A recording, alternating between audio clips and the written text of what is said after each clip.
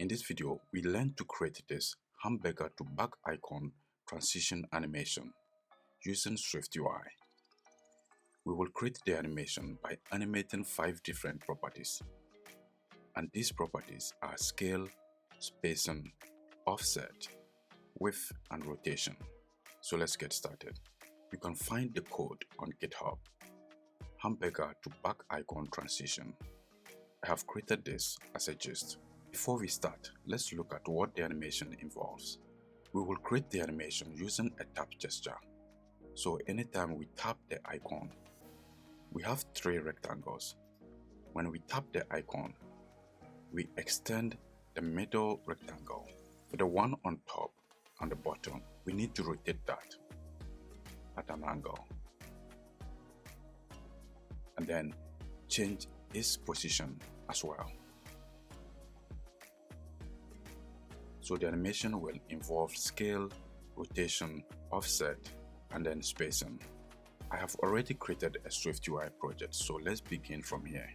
To animate anything, we need a state.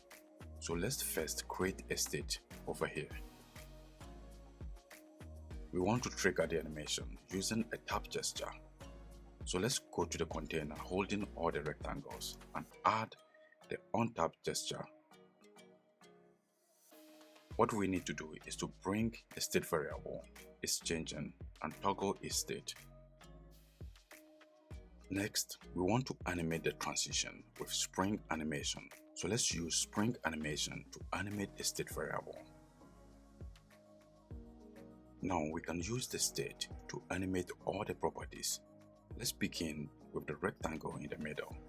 For the middle rectangle, all we need to do is to scale it on the X. So let's add the scale effect modifier. We are going to use ternary operation to animate the property. This uses 3 values.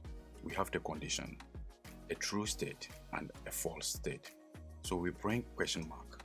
The value that follows is the true value. So when this variable is true, we will increase the length to 1.2. When the condition is false, we will use the actual length, which is 1. It is scaling from the center. This is not what we want. So what we can do is to define where we want the rectangle to scale from. We want it to scale from the left. So we can add the anchor parameter and set it to the leading position, which is the left. So if I tap again, you can see it scales only from the left and not from the center. So this is all we need to do for the middle rectangle.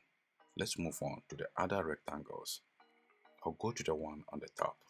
We can animate the width of the frame modifier using the same state variable. So let's copy this and change this value. Once this condition is true, we will set the width of the rectangle to 48. And when it is false, we set it to 64. Then we leave the height as it is. So that works as well. Next, we want to rotate the rectangle. So let's add the rotation effect modifier. We can set the angle of rotation in degrees or in radians.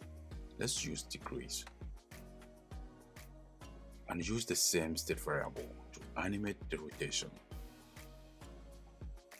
For the true condition, we set it to an angle of -30. The false condition will have an angle of 0. So let's preview again. You can see it is rotating. But that also rotates from the center. We can do the same thing as we did for the middle rectangle.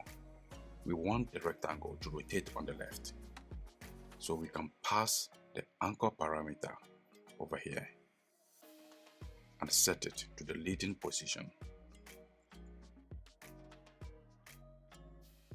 You now see the rotation takes effect from the left and not from the center. Once we tap, we also want to move its position to the left. We can do this using the offset modifier. To move it to the left, we will use only the x coordinate and the state variable. So let's paste the one I have in the clipboard. For the true condition, we move it to a position of -16, and the false condition will have a position of 0. The third rectangle has the same animation, but its rotation is opposite. So let's copy all these and paste on the third rectangle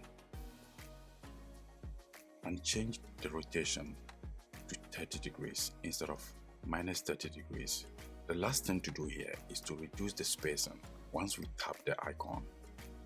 To do that, you can see we have V-stack holding all the 3 rectangles, and it has this parameter spacing, so we can animate the spacing as well. So when we tap, we need to set the spacing to a negative value to reduce the spacing between all the rectangles. Let's change the first spacing value and use the state to animate it over time.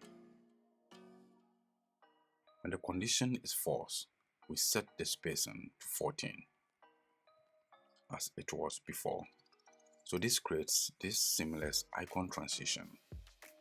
To recap, we created this animation by animating scale, spacing, offset, width, and rotation. You can use the techniques we used in this video to transition or morph an icon into another icon here inside SwiftUI. Thanks for watching.